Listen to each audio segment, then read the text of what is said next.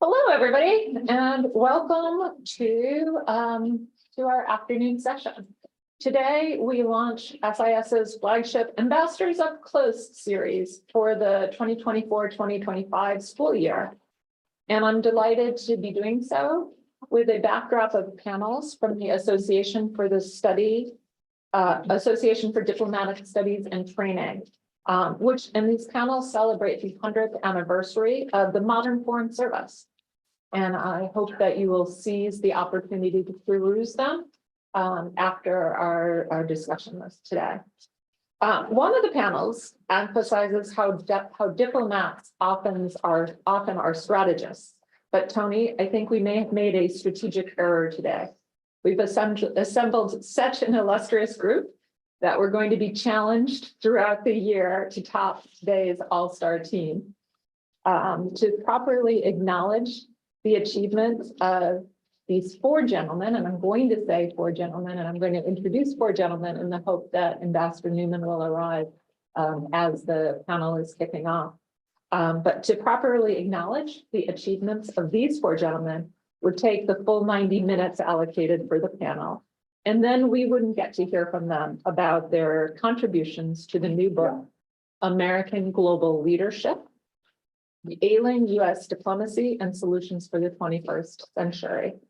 So I'm going to make very superficial introductions and allow their words to more fully demonstrate the depth of knowledge and experience that we have assembled here.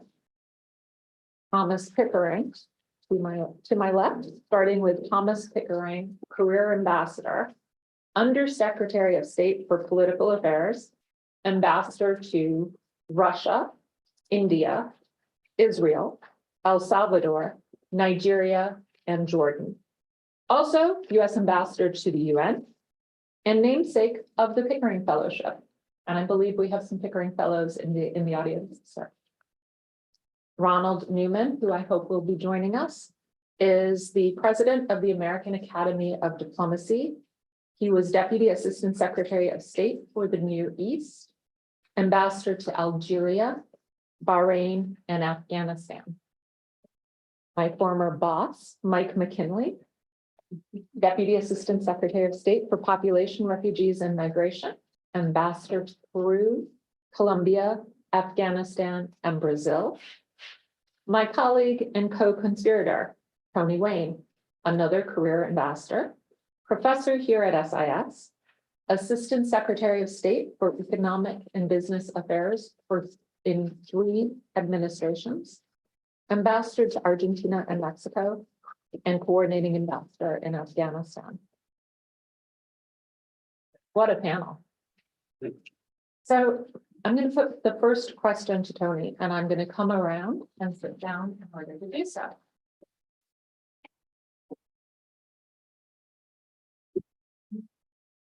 Tony, could you explain to us or give us a little bit of insight into why this book was edited and compiled, and how did you choose, how were you chosen to write a chapter, or why did you choose to write a chapter on modern diplomacy, the skills needed and some of the challenges?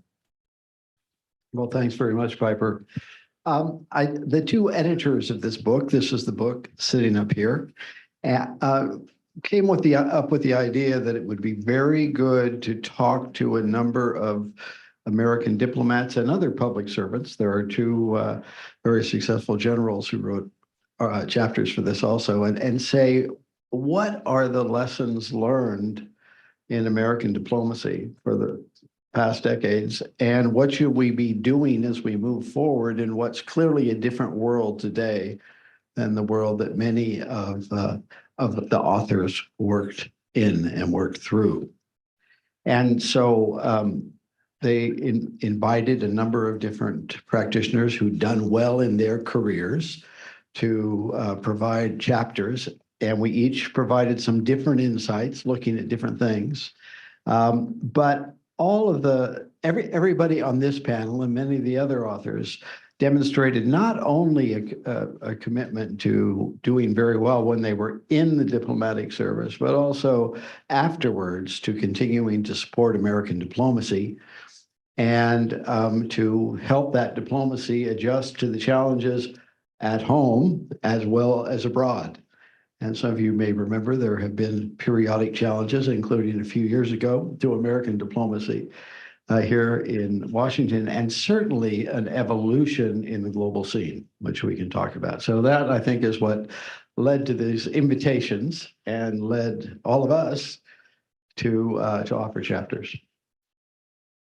And your specific chapter is on modern American diplomacy, the core skills, the new demands in a changing global stage. So what would you say is the big idea in your chapter? Well, the big ideas were to try to be helpful to those who might want to become diplomats or to become better diplomats. And so I went through my career and the different opportunities that I'd had, experiences I had to develop these new skills, to really re-skill along the way. And one of the key things for successful diplomats is they're constantly re-skilling. They're constantly adapting to change because the world changes, the technologies that we use change, the demands for understanding new topics change. If you think about the expansion of topics that American diplomacy now takes, as distinguished from when I came in a number of decades ago, it's immense. We really didn't care about the environment. We didn't pay a lot of attention to international organized crime. We didn't even pay a lot of attention to terrorism back then. But over the decades, these demands to know about each of these areas have evolved. And the whole way in which diplomacy is conducted, especially with what we now call public diplomacy, but communication with publics around the world, and the rapidity of news has really changed diplomacy immensely and changed what's required to be successful in diplomacy. So I try and write about these and give specific examples, concrete examples, so people can think about that.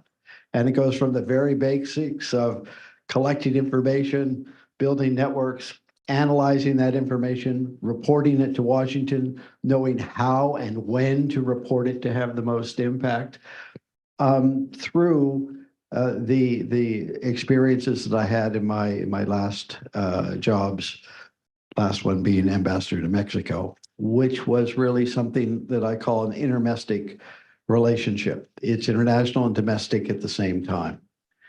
And one of the key things about being a diplomat is you can't forget your own politics at home because they very much affect what you do as a diplomat. So let me stop there and invite you to take a look at the chapter because there are a lot of other, what I think you'll find interesting comments in that. Thanks, Piper. Ambassador McKinley, the last time I saw you was in Singapore. And you, at that time, were the senior advisor to then Secretary of State Mike Pompeo, a job you were in for a brief time before quitting, I would say, departing. And it looks like Ambassador Newman's joining us as well. Apologies. Not at all, sir. Welcome. Good to see you, Ron.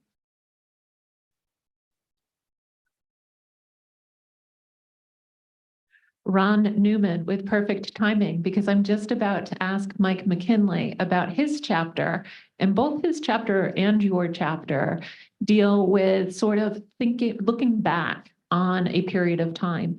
In Mike McKinley's case, it is from morning in America until January 6th. And in your case, it's taking a somewhat longer perspective, but I really like to bookend the two chapters to ask you, as you thought back on your career, as you thought back on these periods of time, what was your key takeaway or discovery? What was something that you discovered or realized while you were writing the chapter that you hadn't necessarily perceived before you sat down and started writing it? Well, Piper, thank you. And Tony, thank you for bringing all of this together. And I'm incredibly intimidated being on this stage with my betters. So I would suggest just a parenthesis that in the book, you do have a very clear division between writers who are looking at how our diplomacy can work in the modern age, whether it's focusing on transnational challenges, whether it's focusing, one author, it took the tack of looking at the digital revolution and what it means for diplomacy moving forward. Tony with a very strong emphasis on the importance of economics, and then others who did this effort to look at the broad sweep of the last 30 to 40 years, depending on how long we had been in, and what the implications might be for the future. And if there's a central theme to what I was trying to convey, was what I saw as the conflict between American ideals and American policies and practice. And second, the evolving role of the United States on the international stage, with a very clear turning point of 9/11 really being, in retrospect, almost the end of the post-war period, and really almost the end of the Cold War period, except we didn't know it at the time, post-Cold War period, except we didn't know it at the time. And what that has done to our standing in the world, how people look at us, but more importantly, how the rest of the world has caught up in so many ways and requires a change in optic and approach to how the U.S. engages. And my conclusion, which was not very original, because I think there's a lot of people drawing some of the same conclusions across the academic world and practitioners. And it's essentially in a post-World War II, post-Cold War era, in which there are emerging middle powers. There's the emergence of China, the reemergence of Russia, challenging landscapes in which one approach doesn't fit all. How does the United States adapt? And it won't surprise you that my conclusion is not very well, as Americans continue to see themselves through the prism of being at the center of world affairs. And it's not that we're not the world's most powerful economy, we are. It's not that we're not the world's most powerful polity, we are. It's not that we're not the world's most powerful security establishment, we are. And it's not that we're not the center of world innovation, we are, for a while longer yet. It's a question of how that plays out on a stage in which there are countries that are increasingly are equal in some of those fields, and in a world where we never did very well at it, even after World War II, but in which our view of things and pushing our solutions is either being ignored or being pushed back on successfully. And that requires a change in mindset in this country, which is not evident at all. And so I suggested it might not be evident at all. And I'm very happy to be proved right by looking at the writings that have turned up in the last 2 months of people like Robert O'Brien, the National Security Advisor, last one for President Trump, in which he talks about a Trumpian resurrection of peace through strength, resumption of nuclear tests, sending our entire Marine Corps to East Asia, open confrontation with allies and with Iran, and compares the former president to George Washington, Teddy Roosevelt, and Ronald Reagan. General McMaster, who spends most of the time not particularly attacking Trump as somebody who demolished or attempted to demolish our democracy, but speaks about his triumphs in much the same vein as O'Brien.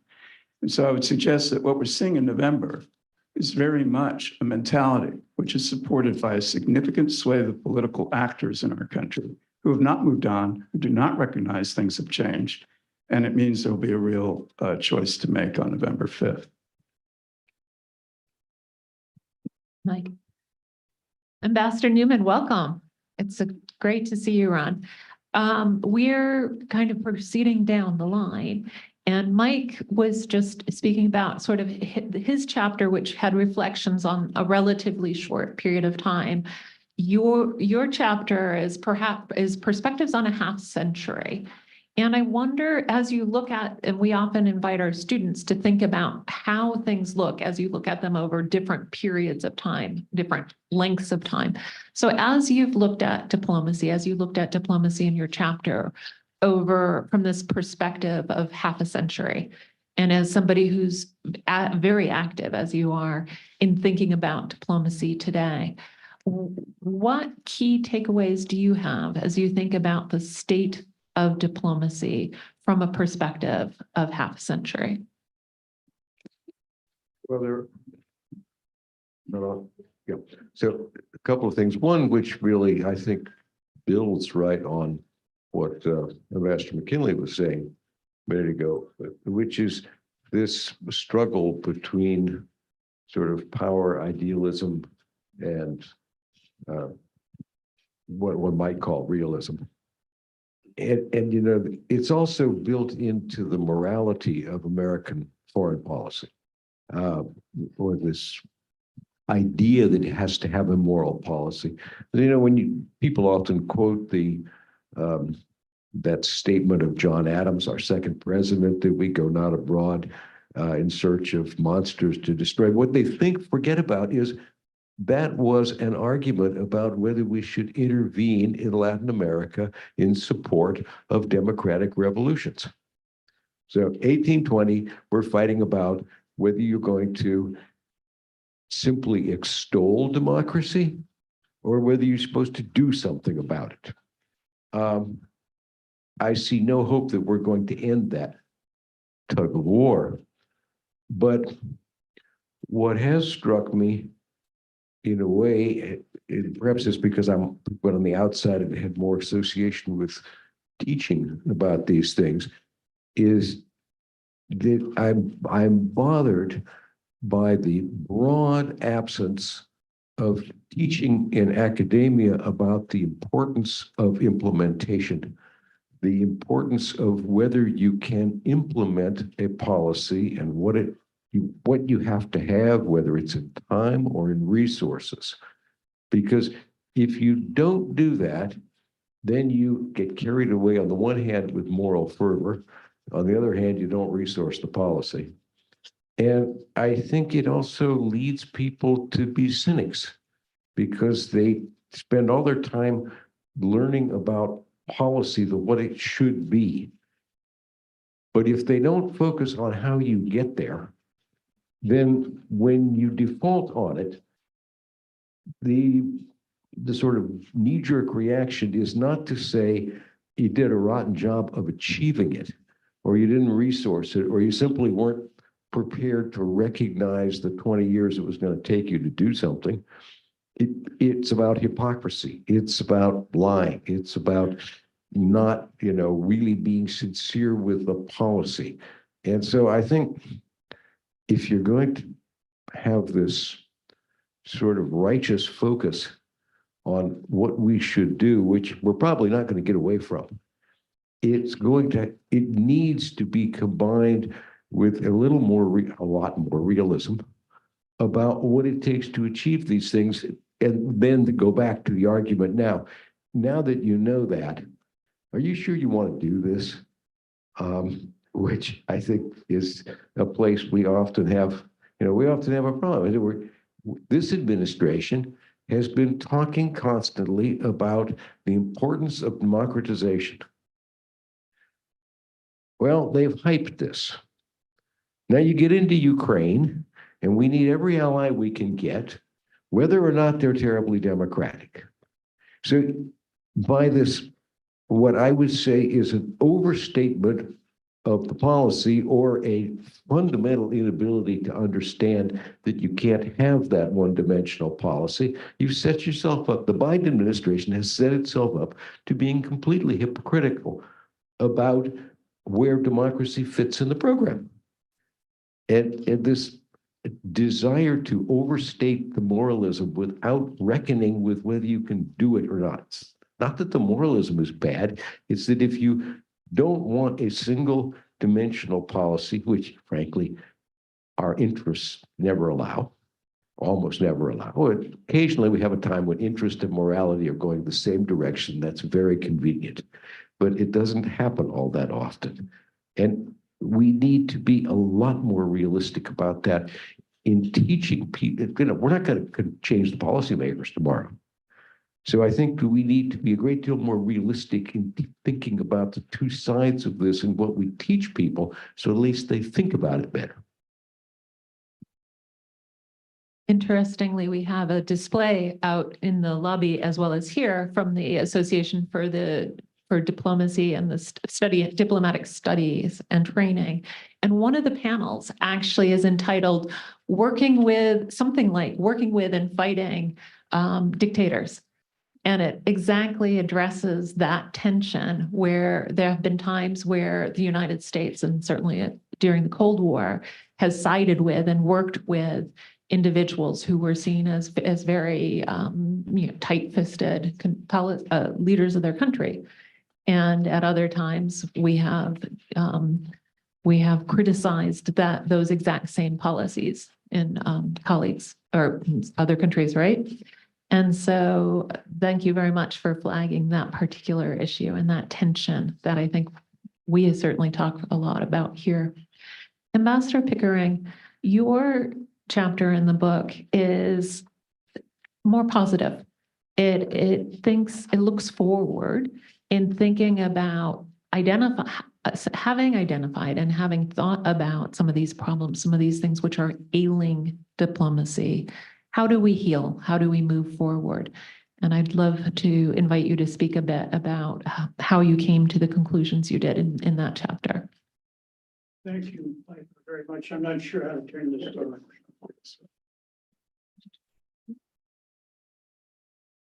Thank you, Piper, very much. Is this broadcasting? Having committed the cardinal sin of over-optimism in my chapter, I'll plead it was not intentional. I'll also say that it's a pleasure to join Tony and Mike and Ron here for the kind of discussion that many of us hoped would take place more often. And I thank the progenitors of the book for stimulating it. And I come very much under the shadow of the redoubtable Washington expression that while everything has been said, not everybody has said it yet. And let me try to pick up the everybody has said it yet piece a little bit. I tried to focus on things that I thought were useful to talk about because we had a tendency to try to do them, and things that were useful to talk about because we had a tendency to forget doing them. And I'm not sure I had a good mix, but it was an effort to go over that. I have felt for a long period of time that we had a great tendency to ignore what our military friends are over preoccupied with is after action examination of what we have to do. And I think we come out of a service that is motivated by all of the right instincts and the right ways to proceed.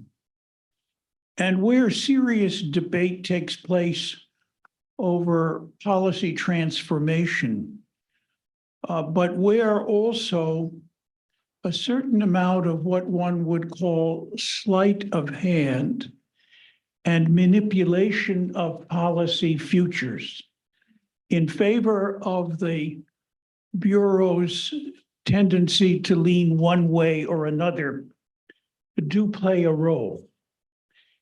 And that we have depended upon our best people to formulate, sell, elaborate, implement, and operate policy while at the same time, we lean heavily upon them when that policy needs change, shift, new approaches to be the primary progenitors of the criticism of their own favorite cradle sleepers, to bring them about in a situation which is more presentable to the nursery than what it was that they have put together.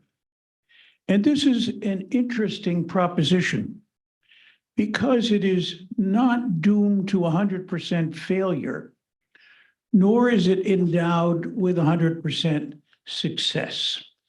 But is there a better way? We created at some point a policy planning operation, which in many ways seeks to critique what we are not doing well or what we are not doing at all in policy and come forward with these thoughts and ideas. But we have not structured it into the process in a way that I think any of us could describe to the total satisfaction of the other three as being structurally useful, operationally intelligent, and normally and usefully applied. We have, in effect, allowed the process to be determined by what I would call elements of fast action and elements of elimination of known areas of concern or complaint, as much as we have as having the very useful and exhausting dialogue that in one way or another we seem to pride ourselves upon as being the source of where we are going. And we have obviously undertaken to one way or another courageously face the victimization that we all incur as being unaware of or not enough focused on the exigencies of domestic political contributions to the democratic process as moving ahead. I read in your message to me that you would ask a question about what might be the elements in my chapter I considered most important. Having read the chapter but not memorized it, I came up with something that may resemble the acronym for an Indonesian political party, PKI. But I used it as a mnemonic device to say for diplomats, people, communication, spelled not in the Indonesian fashion, and maybe knowledge, the two Ks, and innovation and implementation are three things that we are in one way or another harnessed to and need to try to do well. And just a brief comment on each. My father was a salesman, and I learned more from accompanying him on 2 or 3 sales trips in terms of how he dealt with the people that he had a relationship with.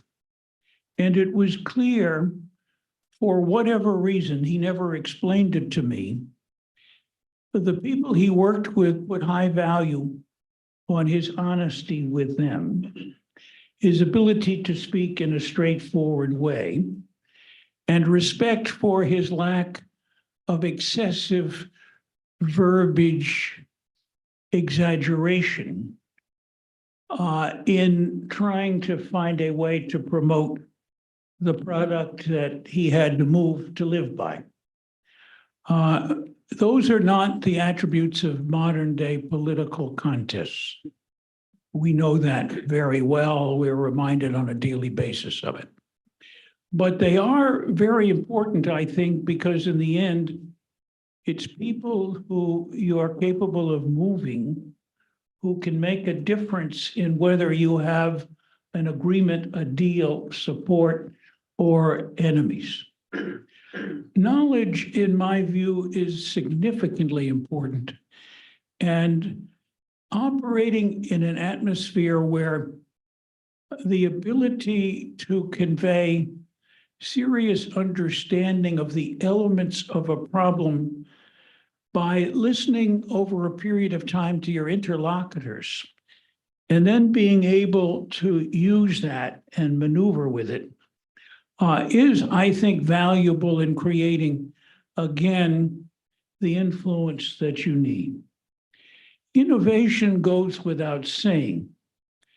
And I think constantly challenging yourself and your colleagues, or how can we square the circle, which is described in ways that are designed to discourage you from proceeding with whatever political or diplomatic course you have undertaken by those who are unwilling recipients of the lavishing attention that you have put in to the diplomacy you have just propounded, is a very important way of moving.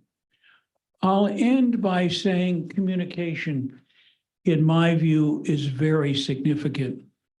And we have created a natural cultural attitude toward how and in what way we characterize opponents and those who are not to be communicated with.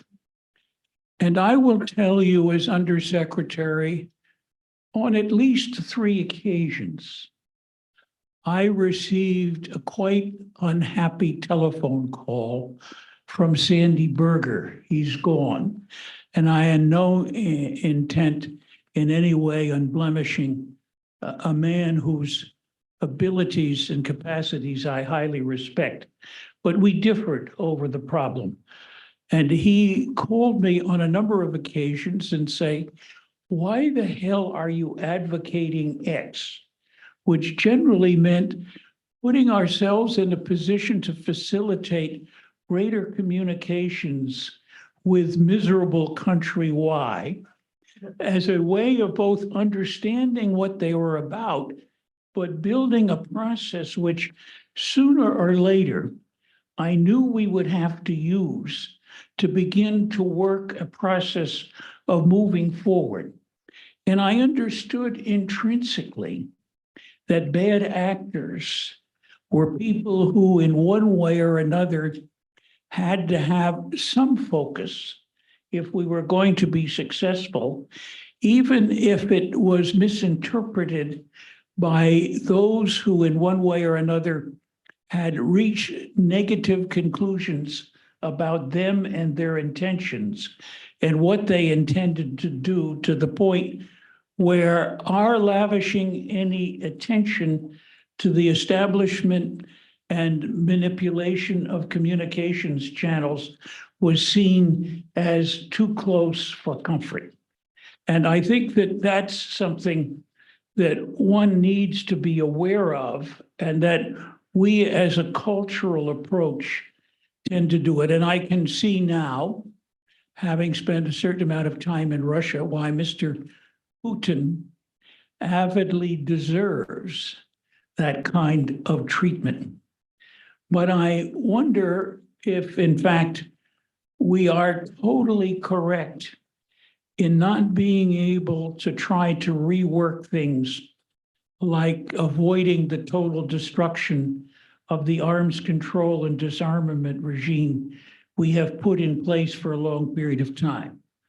Secondly, China, which is, I think, beginning to awaken serious interest in the United States, beyond the fact that it is the next target as an enemy, in order to make sure that the traditional armed forces budgets are entirely fulfilled by congressional application. And I think that those are things that in one way or another, we are beginning to see change. Israel, where I spent a great amount of time, and where I've explained to friends why I think ultimate frankness is not an exercise in anti-Semitism. It is an exercise in preventing a respected ally and friend from destroying its future credibility in the international community to the place where it comes extremely difficult, if not impossible to recover, and so on. And it's those kinds of difficult and hard things we've all been faced with that we have to deal with. I've already overstayed my time. Thank you very much for allowing me to say these few words.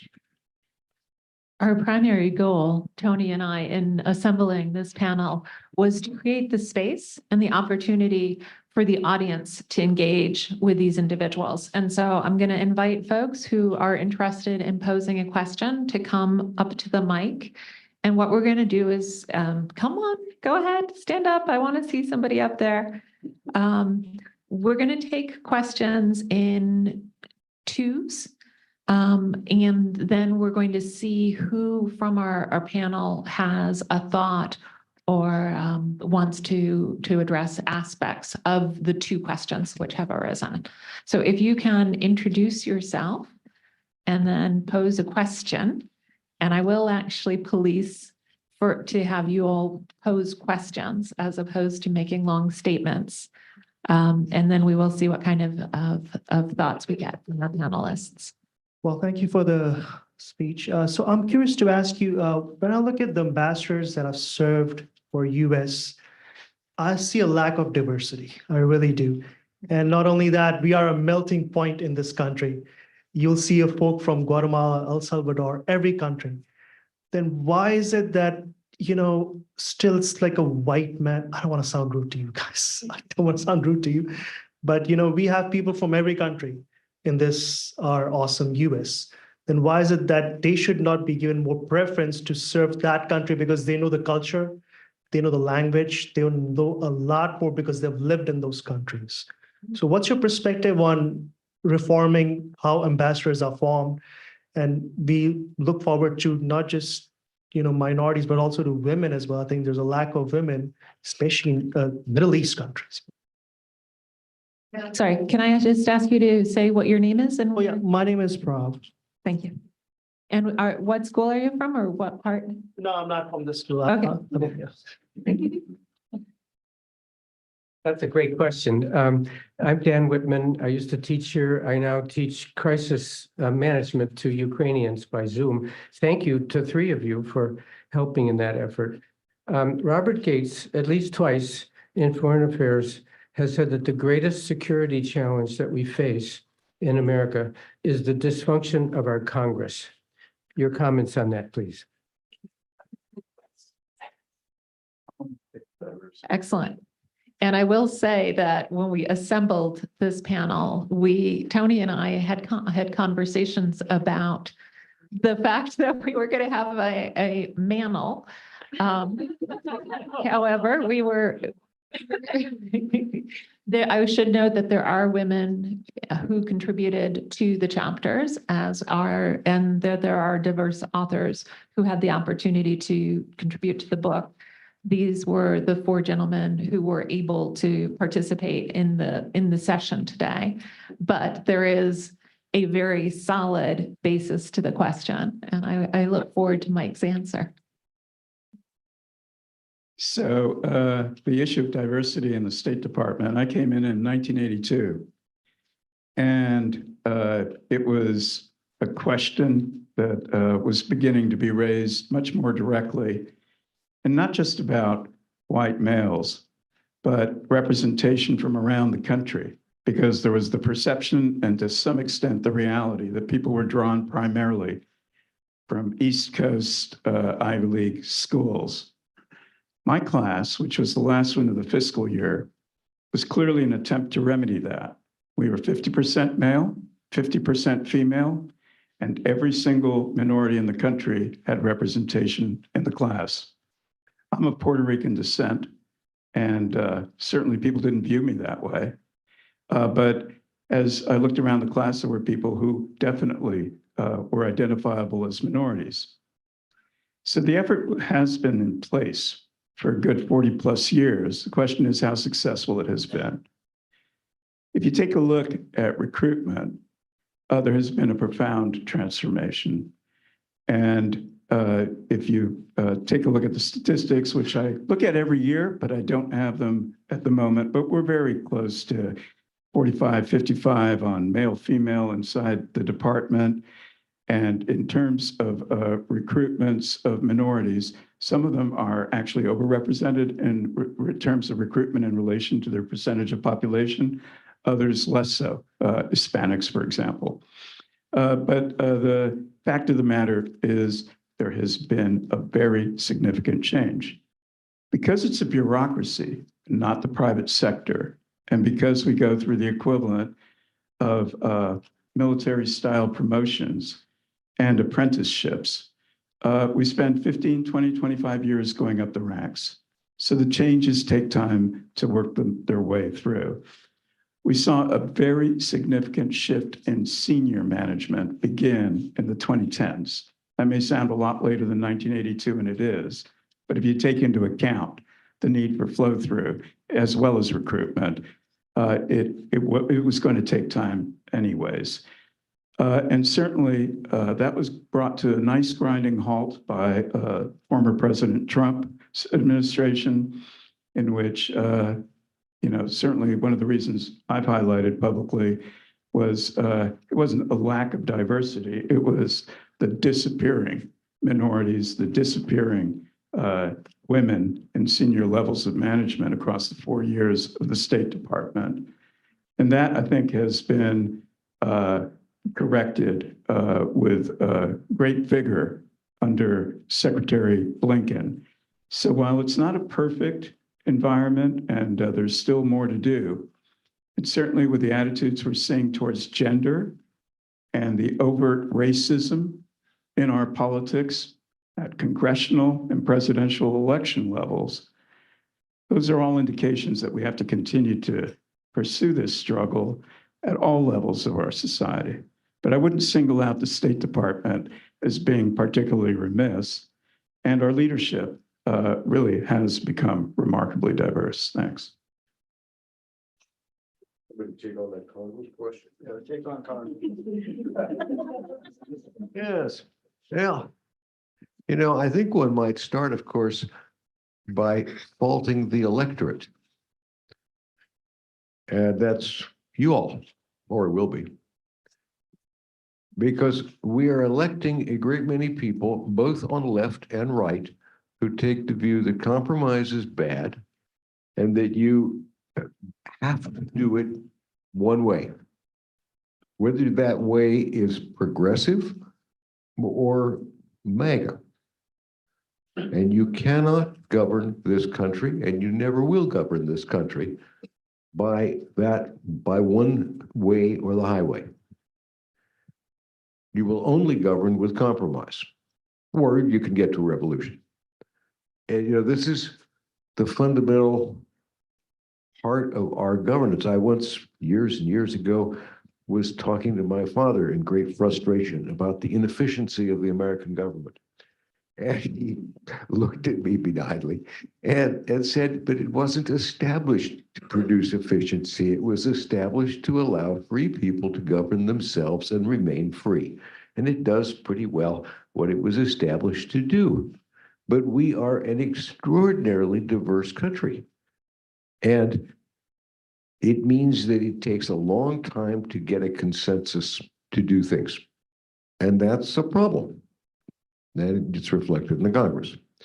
But the alternative to taking a long time to get consensus is you have a system in which one side tells the other side what to do and suck it up if you don't like it.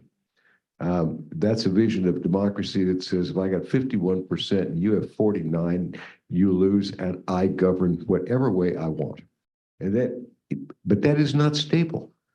Because if you have it may be stable for an issue, but if you have groups which for whatever reason, geographic, racial, are in a permanent minority, and you insist that only the majority counts and has to govern, then you create a situation in which there is that minority, whichever it is, has no reason to respect the outcome of elections or of your decisions, because it's permanently biased against you. So you have a system which is incredibly inefficient and highly frustrating, but in which you cannot govern without compromise. Now, I don't know how long it will take for the two wings of our parties to get to the realization that if they elect candidates who take the view that it has to be one way, they are themselves part of the problem. I don't mean the candidate, I mean the electorate. And the more fiercely you hew to only one side and don't want to deal with the other, the more you, and not the Congress, are part of the problem. Good. Just, and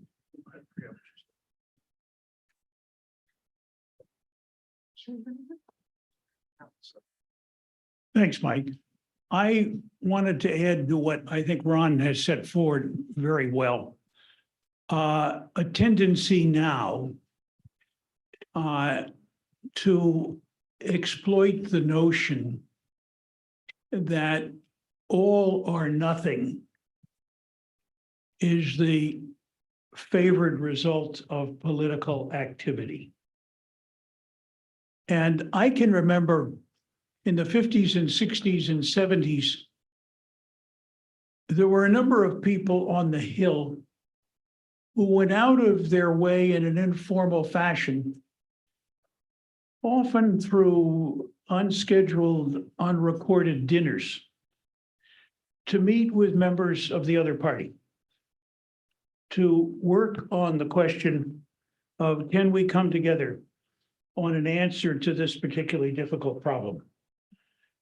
And to some extent, the cultural attitude I told you I thought was mistaken about communications with foreign governments considered odious or non-responsive or irredeemable has taken in its own cultural form much of the same attitude about the other party.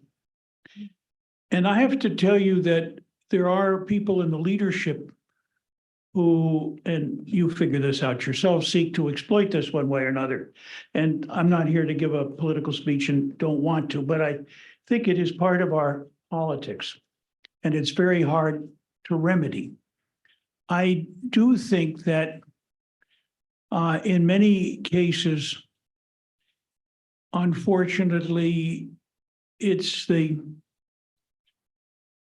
put it this way, intensity of political division, not debate almost, that creates the absence of debate and the absence of people willing to step forward and say, I am grading myself on the number of bills I've sponsored jointly with members of the other party, which used to be a popular fashion among members of Congress. Simply a requirement if you want to pass it. Yeah, it's a requirement to pass, but it is an attachment to reputation that no one wishes to exploit, if I could put it that way. And it's a no-no. And in some ways, I believe some of this relates to failures of education. And I have not made a study, so I speak from sensitivity to the question, but not data. But I do think there are a fair number of people coming through our primary and secondary school system that don't have the advantage of what people called decades ago civics or understanding government and what makes it tick. That has tended to make it possible for them to draw this conclusion that this is a win or lose. It has to be done by brute force. The majority of the votes carry with it every power. The failure to get a majority of votes means you've lost every possibility of contention. And I think that these kinds of things where checks and balances built into the Constitution now are becoming absent from political performance, if I could put it that way, is difficult. I think our Foreign Service and civil service officers continue to respond to the need for briefings on the Hill. And I think Dave Abshire, from whom I worked when he was Assistant Secretary for Congressional Relations, because Dave felt he had a remit from the Secretary to employ every Deputy Assistant Secretary in the building in a course of representation to the Congress, because they had a fascination for talking to the people who made policy. And the illusion was that Deputy Assistant Secretaries was the beginning of the policy-making chain. And therefore you could, in one way or another, be creative in influencing them. So there are things we can do that I think could be helpful in this, that we are not basically onward watchers of the executive branch with no capacity to be useful, but not certainly with a miracle silver bullet. I'm excited to see how many people we have waiting in line. So I'm going to urge our panelists also to try to keep your answers a little shorter as we take the next round. So we'll take another 2 questions. Actually, since we have 6 people, we'll take 3 questions, group those, and then we'll take the next 3. So please. Good evening. I'm Pablo Garcia Rosado de Valderrama Rateto. I am an SIS student in my first year. And my question was, I was reading a book by Jeffrey Sachs regarding the American foreign policy, and he seemed to be the idea that the U.S. sinned of pride in foreign affairs. I don't know if that's your view in the historically or currently, or either or. Next, so the question is whether the U.S. A sin in U.S. foreign policy is pride. Yes. Ambassador Pickering, you mentioned that. And I'm sorry, could Yeah, you introduce yourself Sure, I'm and your Ken connection? Meyercord, a very old student of international affairs. You mentioned that you feared Israel was doing things which were harming its reputation internationally. Is it harming our reputation as well, in that we are the ones providing the weaponry to Israel that enables them to be, or causes them to be, charged with genocide by the international community? Next question. I have a question for Ambassador Pickering, if that's okay. You served as ambassador to El Salvador during a time of significant political unrest and human suffering. How did your identity as an ambassador change during this time as you witnessed events that permanently altered cultural and political landscapes in both the United States and El Salvador? Oh, and my name is Catherine, and I'm an SIS student. Oh, pride, Israel, and El Salvador. I accept your addition to the reasons for us. I accept Ken's, is that the right name? Statement about the addition. Certainly it's true that our own reputation has suffered, and that we have an obligation, obviously, to deal with that problem as well. I think that goes without saying almost at this stage. In El Salvador, before I accepted the job, I asked to talk to George Shultz because I was deeply concerned watching what was going on in El Salvador from the depths of Nigeria, that we were on the wrong track and I couldn't work in it. And I told him that I had that reservation. I told him what I thought needed to be done, that we should do everything we can to stop the death squad activities, that we should do everything we can to assure that both the Salvadoran military and police and politics observed all of the civil rights, human rights obligations of a democratic state, even though they were not at the time. And he agreed, not only agreed, but he said that you will have my backing if you ever run up against a problem, and I did. Happily, fewer problems than I think my predecessors, because the administration was changing and we were lucky enough to have elections which brought somebody who was not of the 14 families or necessarily a committed autocrat to power in El Salvador. And it was, from my perspective, an opportunity to support them and what they were doing and to support investigations into and prosecution of those who were responsible, particularly for the death of Americans, of whom there were some. And I attempted to try to do that as much as I could and explain when asked by the press, which was frequent, what I was doing and why I was doing it, and to use my position as the U.S. ambassador with groups in El Salvador that in one way or another were likely to be supportive or were committed against us, and we should have told them why. I encouraged some of the right-wing bureaucracy, according to what the CIA considered to be reliable reporting, an assassination plot that I lived with.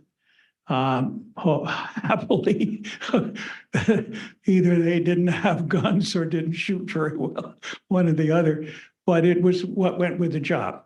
And I felt that the job should not be trimmed to avoid that we should do everything we can to exert pressure on the government to deal with those people who were carrying out at least studies in the direction of assassination.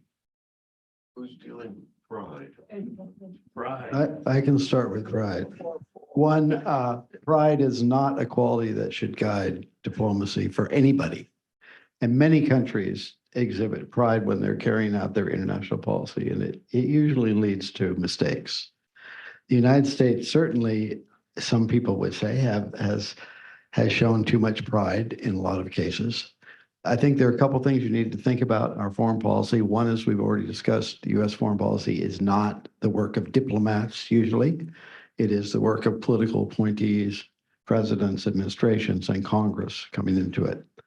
If you were asking diplomats, in most of my experience of 40 years, we would not be carrying out the foreign policy that we were carrying out. But our job is to take that forward.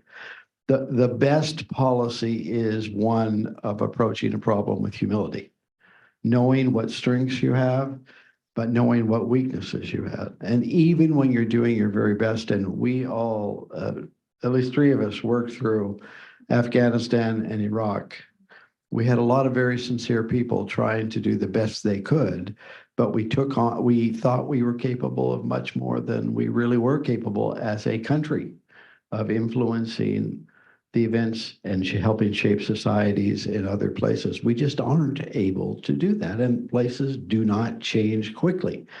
And despite working, 16 hours a day, 7 days a week, you're not going to change Afghanistan, and you're not going to change Iraq. And those are lessons we have to learn and remember. And so I think for all of us, when we think about diplomacy, you've got to have a good dose of humility as to what you can do. And we have a lot of power, a lot of influence, but we're not going to change cultures and societies to our view of what they should be. They have to bring about their own evolution in what they're willing to accept, how they're willing to interact with each other and with others. Piper, can I add just two quick things? I promise to be less than 1 minute.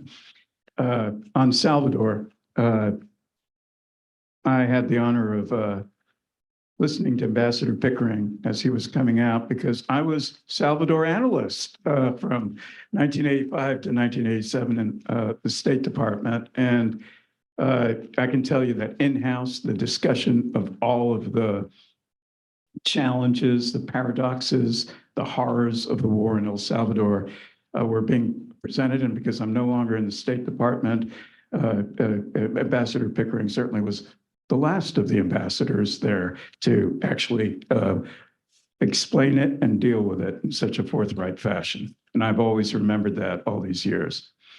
On the issue quickly of pride, I would look at it more in terms of the United States having grown used to across decades, being able to win more than it loses, and having conviction that its view of a world that's democratic, prosperous, and living in peace could be pursued in ways that it really cannot all the time. And you're actually seeing a debate, not just in the presidential context, but over the last 3 to 4 years. Take a look at all the speeches that have been made by Jake Sullivan, Tony Blinken, and they're all positing the United States has to learn to live and work with differences, with people who don't see things the way we do, with countries that may be against us on one subject, but are prepared to support us on other policies. And that's a very significant shift in policy debate that's underway. Can I have two things? One, as you think about this, think about how often do you have a real conversation with somebody who politically does not share your views? Because that's where it starts. If you only talk to those who share your views, we ought to, particularly more and more, we live in bubbles. And that has thought problems. I was remembering the joke about the Harvard professor who, after McGovern lost 49 states, was supposed to have said, I don't know how he could have lost everybody I know voted for him. So, if you only talk to people who believe one way. But the other thing is, just to make you feel better about the issue of pride, I thought to myself of the cry of Oliver Cromwell to the Long Parliament in the 17th century, think in your pride that you may be wrong. Excellent. We'll go ahead and take the next 3 questions. Hi, my name is Benjamin Immershine, and my question is actually in relation to the quote that's on the wall right next to you from President Eisenhower. It's the motto of the School of International Service here is to wage peace on the world. And it juxtaposes the proverb that there is no peace, there's only armistice, like versus actively searching for it. And I was wondering, how is America trying to actively create peace instead of just creating these pauses in conflicts around the world, in Israel, in between India and Pakistan, between all like places all over the world? How are we actively looking for solutions, that long-term solutions instead of temporary ones? Thank you. My name is John Saley, SISBA 1982. You've given wonderful thoughts today about diplomacy and its how it's operated in our time and your contributions to it. Personally, I thank you.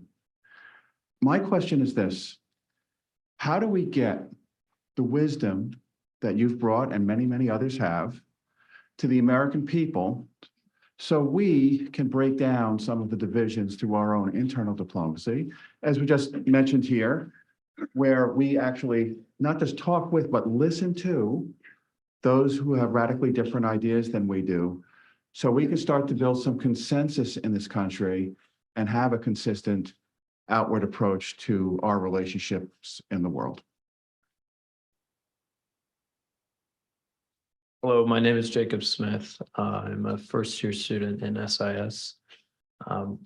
Guess with the previous questions, it's self-evident that no power or influence can be maintained by virtue of being American.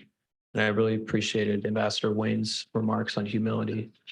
I wanted to ask, what were some ways in which you have evidenced humility in your diplomatic careers?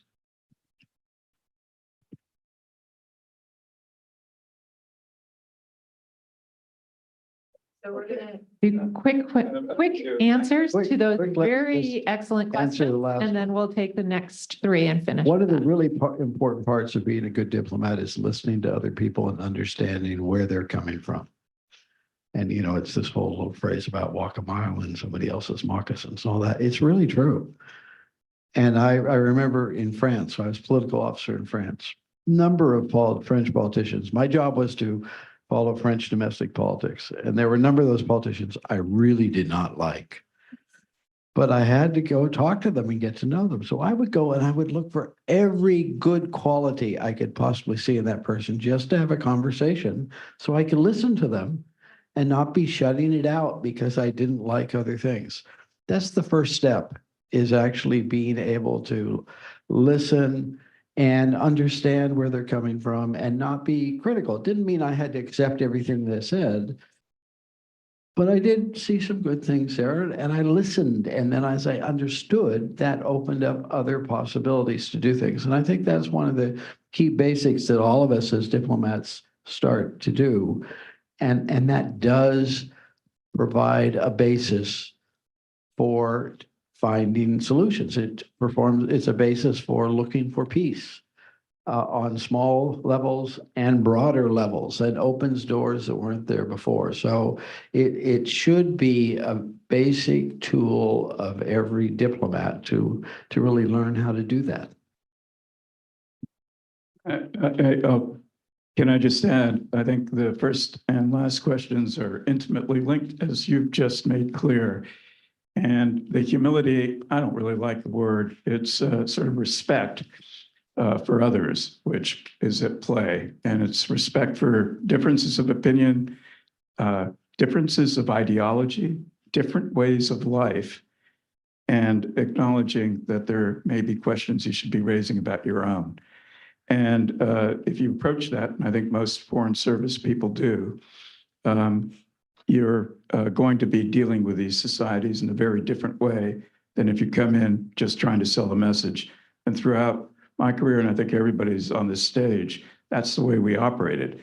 Now, how policy gets defined at the end of the day, because there are still the overarching interests, can turn out very differently. But as you're carrying out the information gathering and relationship building, if you don't have humility or respect for the other side, you're not going to get anywhere. And on conflict, everybody on this stage could spend the next 6 hours talking about conflict. I've worked on 7 to 8 wars, on successful negotiations, unsuccessful ones, as you're pointing out, the pause, the armistice, and war resumes.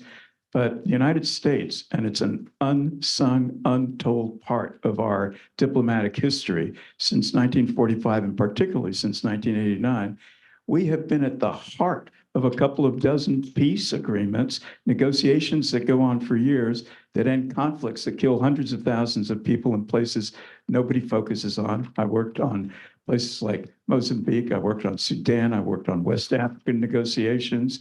And yes, we did have successes which brought lasting changes. And in Central America, those years of engagement, controversial as they were, led into several decades of change in Central America. It hasn't lasted. There's new tensions appearing, but we're certainly not back in the days when the societies were tearing themselves apart and countries going across borders in the Central American region. So U.S. has a long, successful history on conflict. Ambassador Pickering or Ambassador Newman, do either of you have thoughts on the question of how do we bring some of these diplomatic skills internally? I mentioned in the opening remarks that I thought that there was a serious need for a broader application of education in the public, probably in secondary school, and that we seem to have put that aside, maybe as the basis of local politics. It didn't make much sense.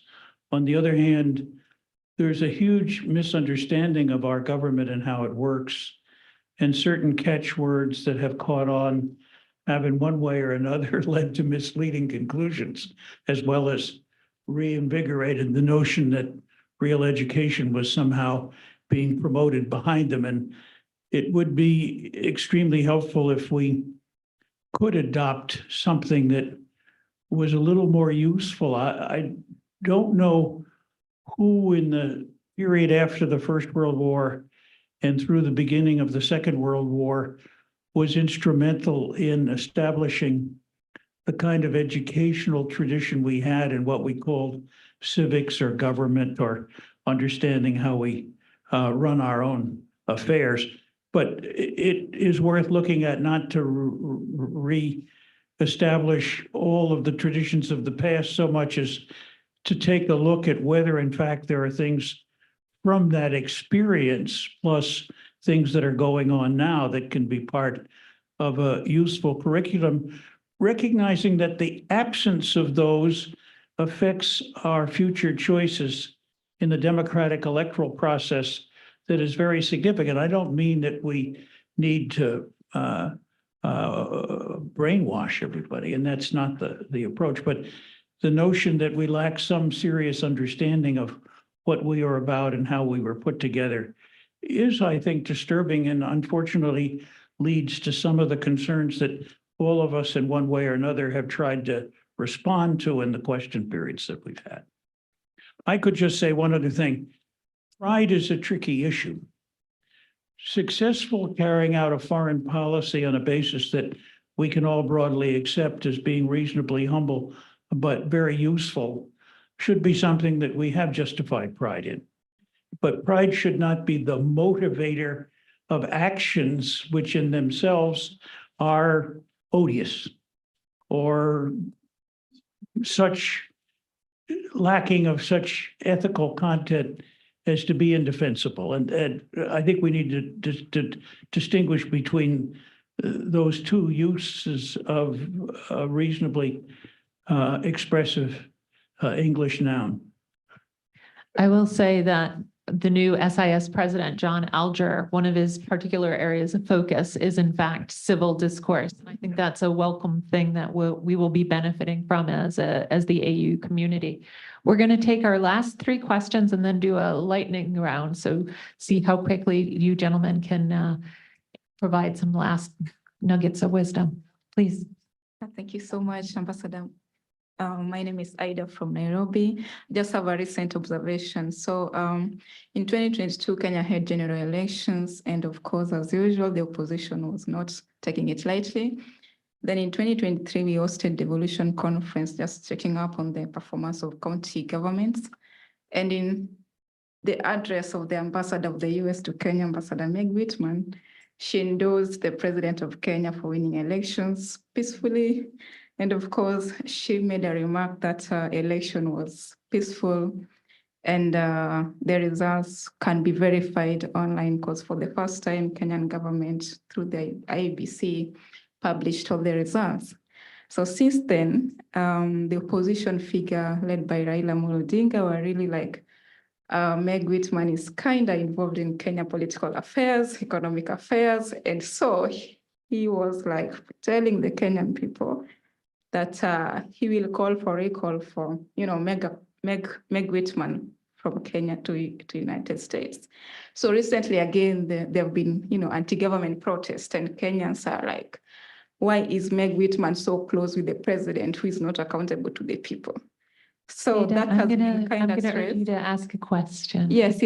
So this is the question. In the occasion where a special envoy is criticized by the local citizens, how would you advise, now the person of interest, now for the case of Meg, how can she then deal with such scenario? Well, I know she addressed the media recently to address such questions that people raised, but in your occasion, how will that play? Thank you.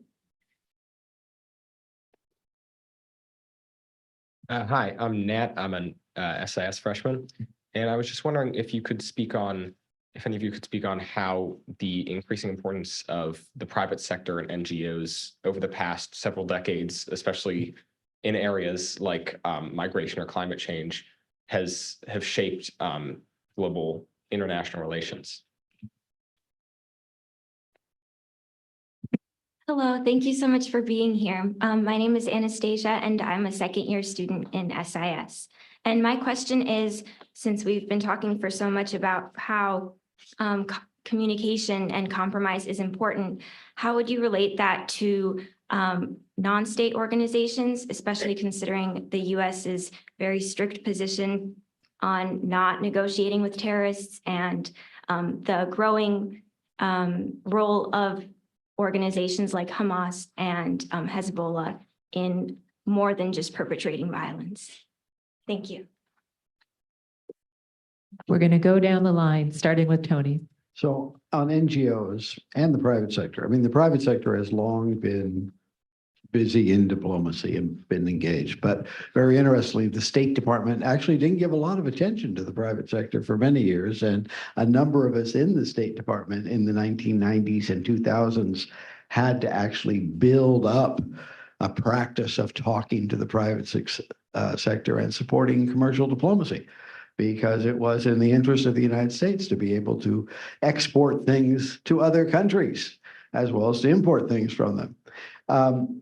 NGOs really did change the tenor of diplomacy. I was working on Europe in the 1990s, and that's when NGOs really became active both in Europe and the United States first. They've spread many other places since then.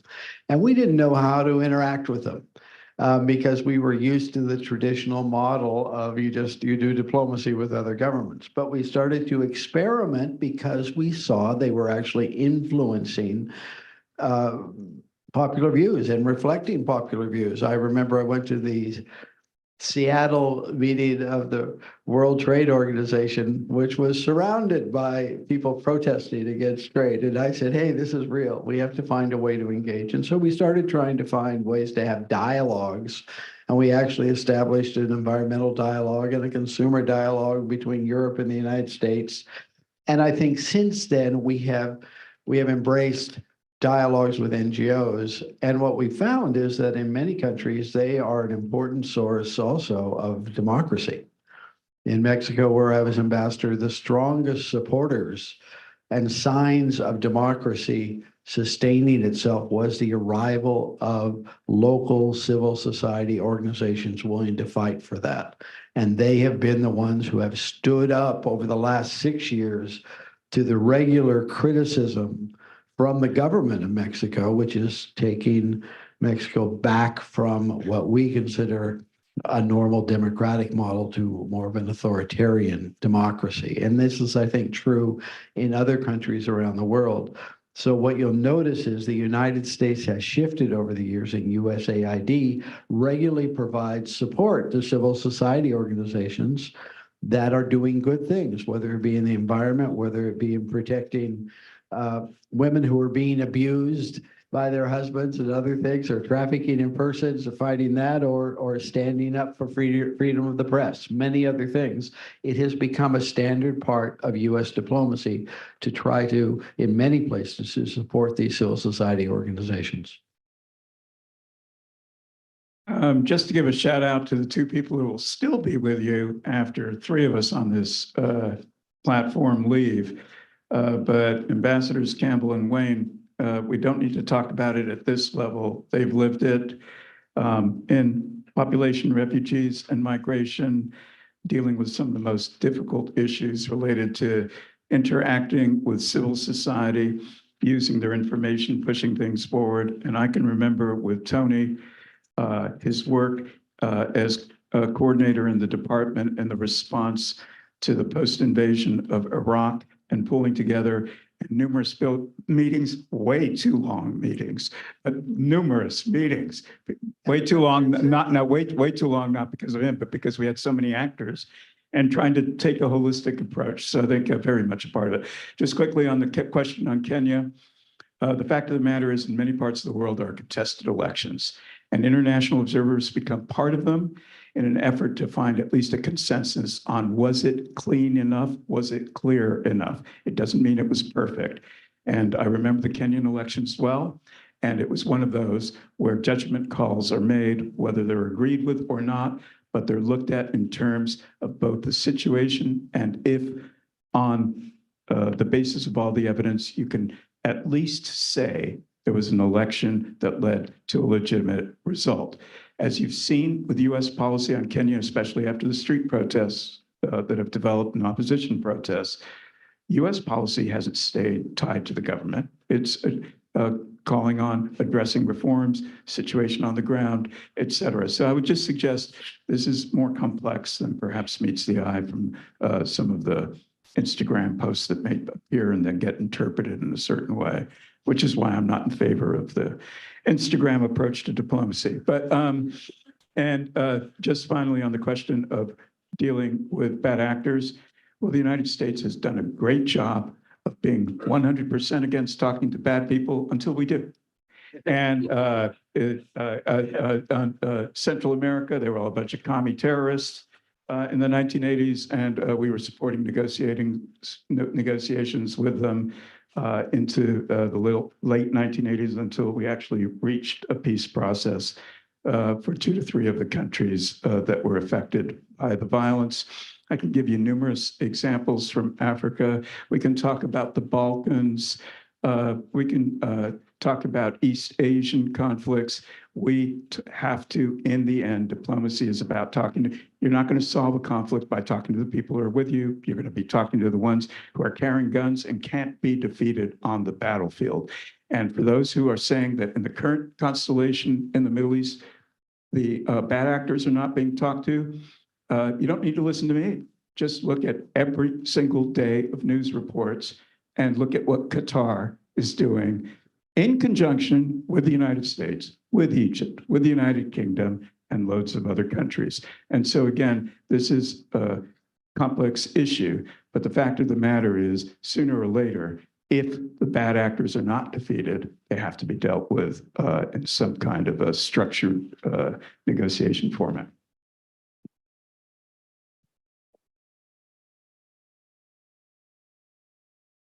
Talking with bad actors, we've drawn the line when it comes to the risk of losing a human life. And I think that that was a tough but rational and realistic conclusion, and that we are incentivized in the proper way to do it. And we have dropped the mantra. We don't talk to terrorists. We have not brought on a new one, but only to save human life. But in effect, I think that's one of the motivations that we ought to be very much aware of. I can recall President Duarte of El Salvador went to a small village in northern El Salvador to propose peace talks. And I called him as soon as I heard the news and said, "We fully support you." And his biography contains exactly the opposite information. And it was one of those cases where I said, I would not, well after the fact, have a dispute with President Duarte if he felt that that had one way or another invigorated his capacity to propose the peace process. And it did, and it led, after a long period of time, to a successful endeavor. And sometimes you have to do those things. In terms of negotiations with the involvement of others, I can remember the UNICEF people wanting to come to El Salvador to have a vaccination campaign. And there was a wonderful American running UNICEF, and I said, let's do it. And he said, can we get a ceasefire? And I said, we ought to try, because that's the only way you can do so. And any experience that the country has with that process will encourage them to be more resolved about a negotiated outcome that will eventuate. And we had a week. It worked. The kids got vaccinated. And I think it was one of the factors, many factors, that led to the follow-on steps with a long, difficult, but successful UN negotiation of a peace process. Just make very much agree with what was just said. You know, it basically comes down to if you don't want to make peace with your enemies, with whom would you like to make peace? Yeah, but there is another problem, I think, when in this business of non-state actors, particularly those engaged in terrorism. And that is that we as Americans have locked ourselves politically into a definition of victory which is unsustainable.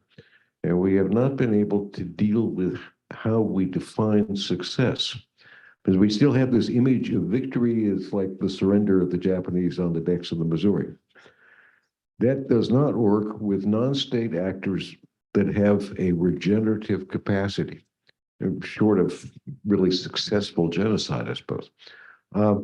So if you can't get that, what is it that is a sufficiency for your national interests and your national purposes?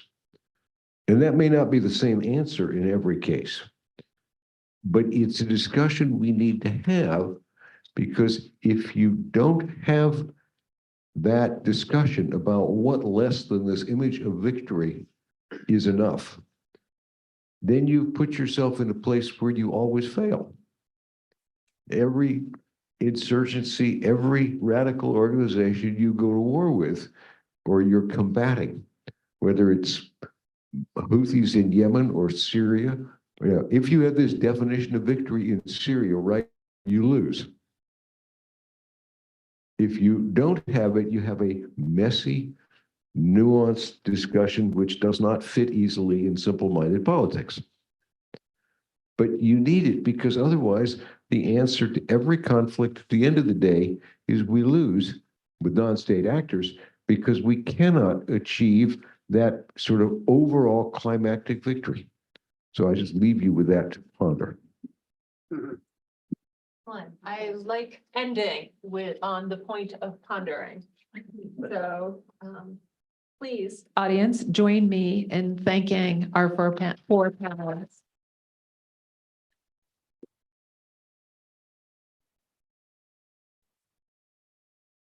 Thank you for your service to the United States. Thank you for writing this book, and thank you for being with us today.